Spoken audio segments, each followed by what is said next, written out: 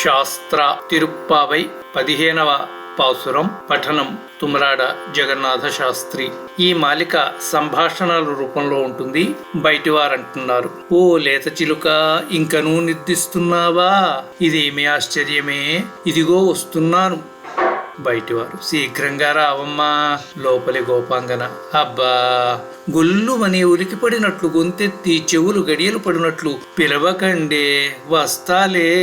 బయటివారు, ఓ చిన్ని చిలక, నీవు చాలా చమత్కారంగా మాట్లాడతావు. నీ నేర్పరితనము, నీ పుల్ల విరుపు మాటలు మేమిదివరకే ఎరుగుదుములేవమ్మా. గోపాంగన, మీరే అట్టి సమర్థులమ్మా, నేనేమీ కాదులే.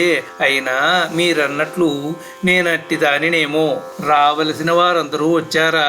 బయటివారు, అందరూ వచ్చి చేరారు. నీవే వచ్చేలాగా చూడవమ్మా.